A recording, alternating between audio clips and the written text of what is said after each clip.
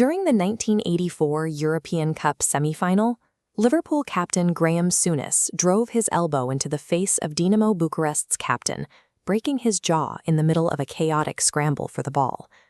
12 years later, as the manager of Galatasaray, he marched directly into the center circle of the pitch belonging to their bitterest rivals, Fenerbahce, and aggressively drove a massive red and yellow flag into the turf.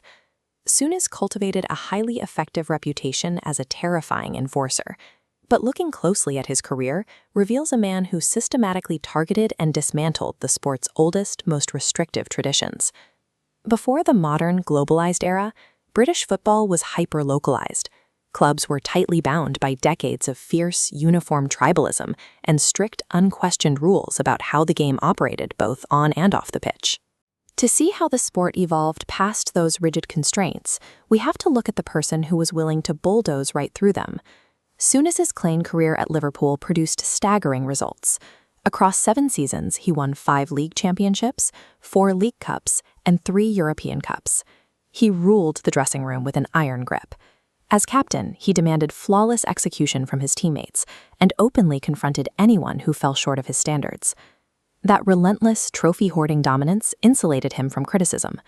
When you win 3 European Cups, you are effectively untouchable by the press, the fans, and even club ownership. Every medal he won functioned as political capital.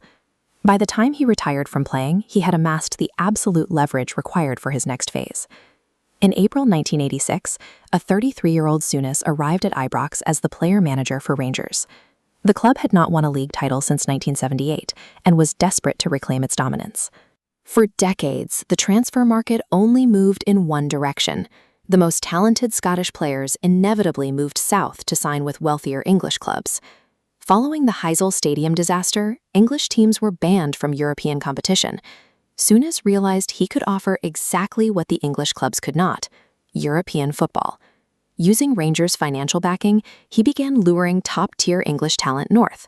He convinced established internationals like Ipswich Town captain Terry Butcher and England's second-choice goalkeeper Chris Woods to cross the border, completely reversing the historic market pattern.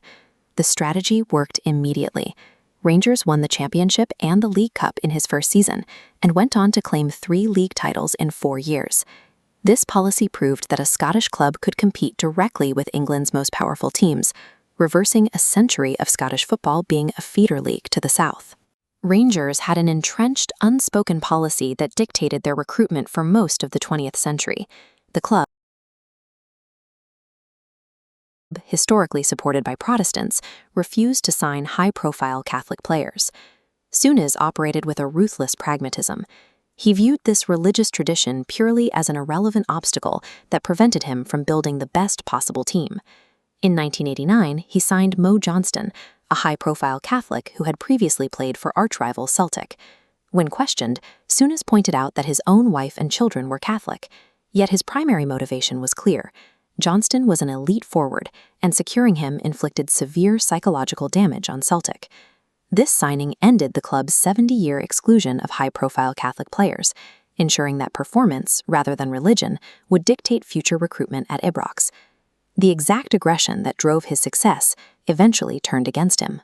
During his tenure managing Liverpool, he granted an exclusive interview to The Sun, a tabloid reviled in Merseyside, and the piece was published on the 3rd anniversary of the Hillsborough disaster.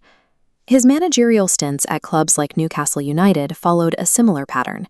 He applied the harsh, confrontational disciplinary tactics of the 1980s to a new generation of players, alienating much of his own squad.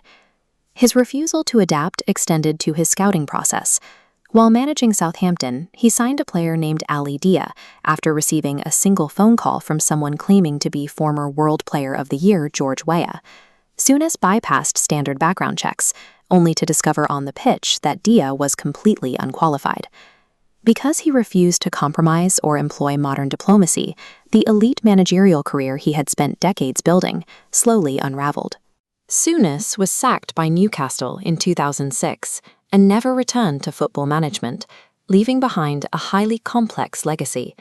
His former teammate, Michael Robinson, later described Souness as an emotionally vulnerable human being who actually had to work very hard to maintain his terrifying, unapproachable exterior. Decades after terrorizing midfielders across Europe, Souness adopted a strict vegan lifestyle.